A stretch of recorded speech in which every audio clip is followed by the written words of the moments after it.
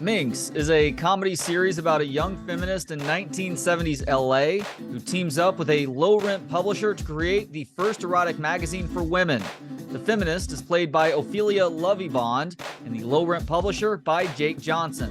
While the second season of MINX doesn't premiere on STARZ until July 21st, Jake and Ophelia will be in Austin on Friday, June 2nd for a sneak peek of the second season, followed by a Q&A at the Stateside Theater. For tickets and more info, visit ATXFestival.com. And Jake is nice enough to join me now for a few minutes to talk about the show. Jake, thank you so much for the time. How you doing today? I'm doing great, man. How are you? I'm doing good. It's good to have you back in Austin. I think this is the second time in a handful of months we're here Yeah. to premiere Self-Reliance back in March. So clearly you enjoy something about this place enough to want to visit for a second time.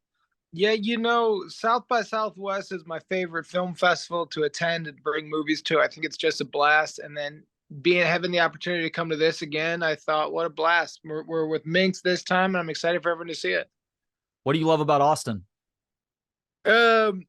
I love the bars. I love the weather. I love the feeling on the streets. It feels like a college town on steroids. So it feels like it's got a nice style to the city. The people have kind of a nice vibe to them, and it's just really nice to be here. You've starred in various projects that have spanned the decades, if you will, in some cases the centuries, if we're talking about drunken history. I feel like you are in your wheelhouse if we're talking about the 1970s, though. You get to let the hair go, you get to grow the beard out, and the clothing suits you pretty well, too. Do you feel pretty comfortable in the 1970s, even in 2023?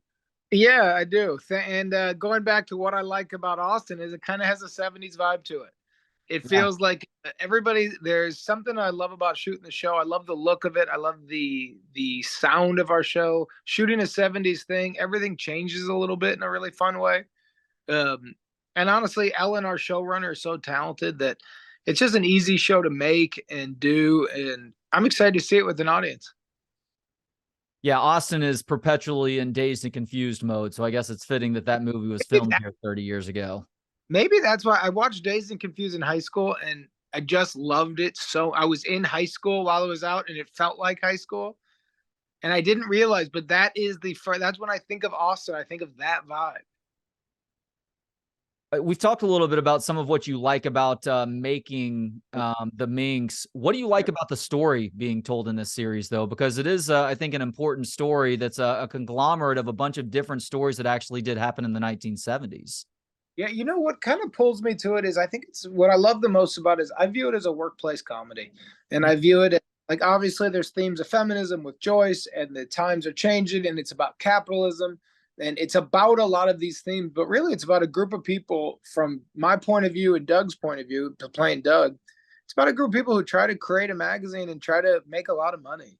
And they do it together, and they rely on each other, and they become a family the way people do when you work on something you love. And then season 2, the story kind of changes. I don't want to spoil anything, but things get bigger and we get a little bit more money, and things kind of change for the team. And so seeing how success changes everybody was really fun. Okay, so not trying to spoil too much, but at the end of season 1, you do hand off ownership to Joyce, but you still are involved with the magazine operation then, correct? Well, Doug owns Bottom Dollar. True. So Bottom Dollar is, most of his magazines are more like feet, or, little kind of pervy offshoots. And MINX was his first big winner. But Doug's got his own business going at all times, no matter what. So she's Bottom Dollar. I mean, she's MINX, he's Bottom Dollar. And season 2 is about maybe trying to get the team back together. Yeah, that's true. And as there was a scene, I want to say it was in episode 7 or 8, where he's talking about figuring out what the angle is to make this magazine successful. And he talks about the lemonade stand and spiking the lemonade to get one up on the competition, which was a hilarious anecdote there. I'm curious for you, as a guy who grew up in the greater Chicagoland area, what was your first job? My mother had a junk shop when I was growing up. And so I used to, we would hire kind of, homeless people or anybody who needed a job when we would have something to deliver. And my job was to be in the back of the truck with them, delivering and living off of tips. And then we would find old furniture and fix it up. I did construction. I worked in restaurants. I didn't start getting paid as an actor until my late 20s. So I kind of did every day job imaginable. moved to LA, did all the LA day jobs of catering and all that, and delivering stuff before we had, DoorDash and all this stuff when you used to have a messenger. So yeah, kind of everything under the sun. Well, that may help explain how you, in a lot of ways, seem like the opposite of your Doug character, because in the last couple of episodes of season 1, he's doing whatever it takes to succeed. And ultimately, that leads to him alienating a lot of the people that he had that camaraderie with. Yeah. But you don't strike me as somebody who is doing too much of that as you continue to advance in your career in entertainment. Have you had any of those moments where you've had to catch yourself and realize that the greater good has much more to do with the relationships you have than any one singular moment of success? Yeah, that's a good question, Trey.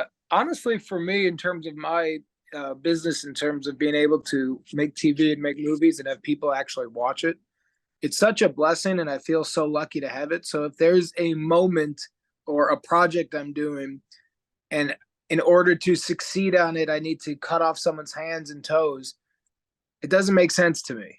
Yeah. It feels like I'm already with house money. I've been given this unbelievable opportunity. So any kind of that ugliness, I don't want any part of. But it's really fun to play a character who's a rat deep down and who's hungry and will fight for that cheese. So Doug's one of my the favorite characters I've ever played.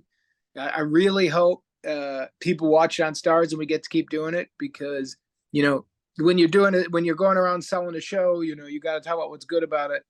And sometimes you like a lot of it, and sometimes there's a lot you're mixed on. But for me, I love playing Doug. So I've never been able to play a character who's felt so much like my uncles in a lot of way, and men I knew growing up who I looked up to. So he's such a blast to play, and I'm dying to kind of see what they write for him and see what else can happen. Well, you do a great job with the totality of the emotional range that's required out of Doug, and there are certainly comedic moments. The Billy Brunson moment where you're having to talk him down from fully erect. That was, I gotta say, that was probably the weirdest scene I've ever filmed. And we're all taking it seriously, and everybody's trying to have a lot of respect for the process. But there were just certain moments where I thought, like, what am I doing? What is happening here? But the premise of it, I think it's a really funny premise. Yeah. That, like, it's the equivalent of casting, like, Tom Brady, getting him nude in a magazine. That's huge news. You have to do it. And then if Tom Brady's insisting on, having a full erection, you can't shoot that. So you are stuck. And what I love is I love playing a character like Doug when he gets stuck in a corner. And the writing of that was so funny. Like, I remember Ben Garland, one of our executive producers, our writers, showed me an early thing on his computer, what he was writing of that scene. And even on the page in like final draft, I was like cry laughing. I was like, man, all we got to do is not screw this bit up, and it's excellent. I'm glad to hear that you guys were enjoying that one too, because man, I laughed a lot during the first season. I was cracking up. That's going to be one of those moments years from now, like the Bill Murray cameo in Zombieland, where if I'm feeling down, I'm just going to that specific moment in that show, and I'm just going to lose it, man. So yeah, that's cool. So I wanted to ask you one more question, because you're someone who has become so adept at telling a story over time. Obviously, with Self-Reliance, that was your directorial debut, your feature-length directorial debut, that is. In your mind, as somebody who has shown himself as so adept at telling stories, what is the key to a good story in your mind? I think about them like if you're sitting around a campfire and you start telling a story and you kind of know how you're trying to keep everybody engaged. I kind of think of it like that. I don't think of them, some filmmakers and some directors who I really respect, and writers, it's a very personal thing, and it feels like they have a story they've been trying to tell forever. And I view it a little bit differently, where I'm really always thinking about the audience, and I really think that connection matters. And I'm really thinking, like, what would somebody want to see here, and what would I want to see here? And when I feel like I'm getting bored, my guess is they're getting bored too. So I think for me, what makes a good story is something that you would want to tell a group of your friends if you sat down and you had an hour and a half of their time, and keep them interested. So I think there needs to be a lot of comedy. There needs to be laugh, but there needs to be like a central story you care about. There needs to be real themes. I think in a comedy or a movie like Self-Reliance, where you're allowed to laugh, you can still have real moments. MINX does it really well too, where it's funny, but there's fights and there's drama and there's moments where you're not laughing for 8 minutes, and that's okay. It's not, it doesn't have to be Caddyshack to be funny. And so that kind of story, when you mix it all together, is when you have a lot of different ingredients, a lot of different tones, that's what I think makes a great story. He is Jake Johnson in Austin for the season 2 premiere of MINX. It's happening at the Stateside on Friday from 2 to 3:15. The premiere is followed by a Q&A with Jake and Ophelia. Should be a lot of fun. Jake, thank you so much for the time today, man. Really enjoyed it, and thank you also for this series. Yeah, thank you, man. It was nice talking to you, Trey. Thanks to Gentleman Jesus for the intro and outro music. Hear more of his work at gentlemanjesus.com. And thanks to you for hanging out. For more of the show and to connect on social media, visit booksonpod.com. We'll talk to you next time on Books on Pod.